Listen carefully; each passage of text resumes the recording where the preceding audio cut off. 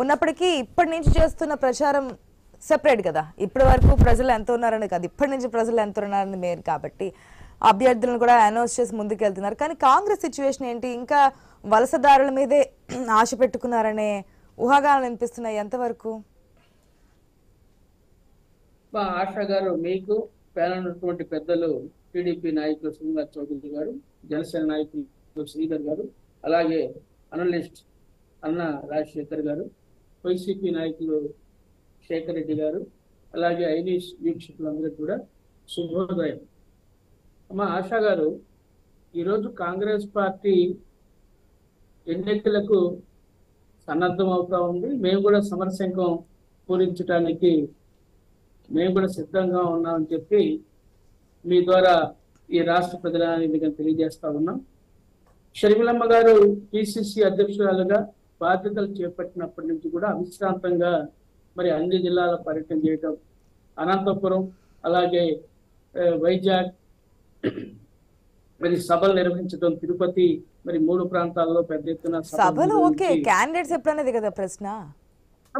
అదే చెప్తున్నాను. ఎందుకంటే అభ్యర్థుల విషయంలో కూడా మేము అభ్యర్థుల యొక్క అప్లికేషన్స్ కూడా స్వీకరించడం జరిగింది. ఒక 1500 మంది పైగా ఎవరైతే ఉన్నారో ఆశావాహులందరూ కూడా మరి అప్లై చేయడం జరిగింది. ఎంపీ అభ్యర్థులుగా, అసెంబ్లీ అభ్యర్థులు కూడా 1500 మంది అప్లై చేయడం జరిగింది. ఇప్పుడు దాని మీద 1 to 1 కూడా మేడం గారు మరి వాళ్ళతోటి మాట్లాడటం, వాళ్ళ పరిస్థితులు అర్థం చేసుకోవటం, వాళ్ళ రాజకీయ అనుభవం, వాళ్ళ యొక్క స్థితిగతులు, ఆ నియోజకవర్గంలో ఉన్నటువంటి పట్టు, వీటన్నిటి మీద కూడా మేడం గారే స్వయంగా మరి డిస్కస్ చేయటం, అలాగే ఎన్నికలకు సంబంధించిన కూడా మా జాతీయ పార్టీ కాబట్టి ఒక పద్ధతి ప్రకారంగా మరి అభ్యర్థుల సెలక్షన్ సంబంధించిన ప్రాసెస్ కూడా జరిగింది.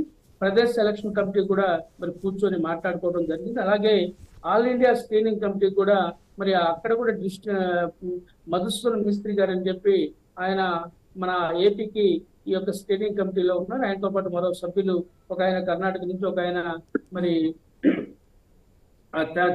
తమిళనాడు నుంచి పరిస్థితి మనం చూసాం. ఇప్పటి వరకు ఎంత మందిని ప్రకటించడం సిద్ధంగా ఉందనుకోవచ్చు కాంగ్రెస్ 175లో? మాకు ఇండియా కూటమిలో కలిసి వచ్చినటువంటి పార్టీలు ఉన్నాయి. ఈ రోజు సిపిఐ, సిపిఎం కానివ్వండి, మిగతా మరి అనేక చిన్న పార్టీలు కూడా మాతో కలవడానికి సిద్ధంగా ఉన్నారు. వాళ్ళందరూ కూడా మేము కూడా పోటీ చేస్తాం, మాకు కూడా కొన్ని సీట్లు ఇవ్వని చెప్పి అడుగుతా ఉన్నారు. ఇంకా పొత్తులు క్లారిటీ రాలేదంటారు? ఏమా ఇంకా పొత్తులు క్లారిటీ రాలేదంటారు? ఇంకా డిస్కషన్ జరుగుతా ఉంది. వాళ్ళు కూడా నెగోషియేషన్స్ పెట్టాం, వాళ్ళతో డిస్కషన్ జరుగుతా ఉంది. ఇప్పుడు అలాగే మేము కూడా, మీరు ఒకసారి గమనించాలా ఆశా గారు, మేము 2014లో కూడా 175 అసెంబ్లీ స్థానాలకు పోటీ పెట్టాం, 25 పార్లమెంట్ స్థానాలకు పోటీ పెట్టాం. అలాగే 2019 ఎన్నికల్లో కూడా మరి 175 అసెంబ్లీ స్థానాలకు పోటీ పెట్టాం, 25 పార్లమెంట్ స్థానాలకు పోటీ పెట్టే విషయం తెలుసు. అయితే ఇప్పుడు ఏంటంటే ఈ 2 పార్టీలు ముందుగానే కోయిల ముందే కూర్చుంది అన్నట్లుగా వీళ్ళు ఎన్నికల ప్రచారం గత మన 2 సంవత్సరాల నుంచి జగన్మోహన్ రెడ్డి గారేమో ఇంటింటికి వెళ్ళండి అని చెప్పి, గడప గడపకి వెళ్ళని చెప్పి ఆయన, చంద్రబాబు ఏమో మరి ఇంటింటికి వెళ్ళని చెప్పి ఆయన, ఈ విధంగా మరి ప్రచారం చేసినటువంటి విషయం మనం చూసాం. అయితే మేము కూడా కాంగ్రెస్ పార్టీ కూడా ఈ రోజు గడప గడపకు ఇది ఇప్పుడెక్కడండి, ఎలక్షన్స్ 2 years ఉందని కానీ 2 years బ్యాక్ నుంచి గడప గడపకు ఈ బీసీ బస్సు ఇవన్నీ కూడా అప్పటి నుంచి చూస్తున్నాం. అధికార పార్టీ అధికారంలోకి వచ్చిన 1 year 2 years కోవిడ్ 2 years తీసేస్తే గనక ఆ తర్వాత నుంచి ప్రజల్లో ఉండండి గడప గడపకు అంటూ ప్రతి రోజు కూడా మాట్లాడడం, బస్సు యాత్రలు, ఇవన్నీ కూడా మనం చూసే ఉన్నాం. ఓకే, ఇవన్నీ ఒక ఎత్తు అయితే ముందే కూసినప్పటికీ కూడా అక్కడ అభ్యర్థులు ప్రజల్లో అయితే ఉంటున్నారు కదా. మరొక పాయింట్, తెలంగాణలో షర్మిల పార్టీని సక్సెస్ఫుల్ గా రన్ చేయలేకపోయారు, నమ్ముకున్న అభ్యర్థులను కూడా పక్కన పెట్టి కాంగ్రెస్ పార్టీలో విలీనం కావడం, ఇవన్నీ చూస్తున్నారు. సో ఏపీలో కూడా షర్మిల వల్ల అంత ఎఫెక్ట్ ఏం ఉండదు కాంగ్రెస్ పార్టీకి అనే వార్తలు కూడా వినిపిస్తున్నాయి. ఎందుకంటే రాజకీయాల్లో రకరకాల విశ్లేషణలు రకరకాలుగా మాట్లాడుకుంటారు. షర్మిలమ్మ వల్ల కాంగ్రెస్ వల్ల ఎఫెక్ట్ లేకపోతే ఎందుకమ్మా మా పార్టీ ఉన్నారు, భయపడతా ఉన్నారు. ఈరోజు కాంగ్రెస్ పార్టీని తీవ్రంగా దుమ్మెత్తిపోస్తా ఉన్నారు, షర్మిలమ్మని వ్యక్తిగతంగా టార్గెట్ చేసి మాట్లాడుతున్నారు.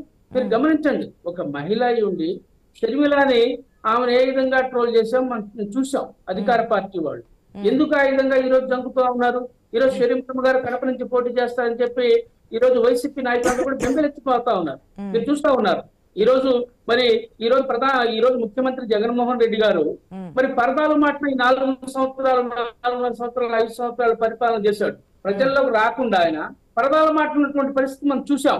పరదాలు మాటన ఆయన ఏ విధంగా మరి ప్రచారం నిర్వహించాడో జనాల్లోకి వచ్చాడు. ఈ రోజు పరదాలు దాటుకొని ఈ రోజు ముఖ్యమంత్రి గారు ప్రజాక్షేత్రంలోకి వస్తా ఉన్నారు. ఇంకా దీనికంటే నిదర్శనం కావాలా? ఈ 5 సంవత్సరాలు ప్రజాక్షేత్రంలోకి సీఎం రావడం కూడా కేవలం అది కాంగ్రెస్ యొక్క షర్మిల యొక్క సక్సెస్ అంటారు. అవునమ్మా. మరొక ప్రశ్న, ఎందుకంటే సౌభాగ్యమ్మ ఒక నియోజకవర్గం నుంచి, సునీతారెడ్డి మరొక నియోజకవర్గం నుంచి కాంగ్రెస్ పార్టీ నుంచి పోటీ చేస్తున్నారు అంటున్నారు. వాస్తవం అనుకోవచ్చా? చర్చలు జరుగుతా ఉన్నాయి. వాళ్ళ కుటుంబంలో షర్మిల గారు వాళ్ళ పిన్నమ్మ సౌభాగ్యవతిమ్మ గారితో మాట్లాడింది, అలాగే సునీతమ్మ గారితో మాట్లాడింది, రాజశేఖర రెడ్డి గారితో మాట్లాడింది.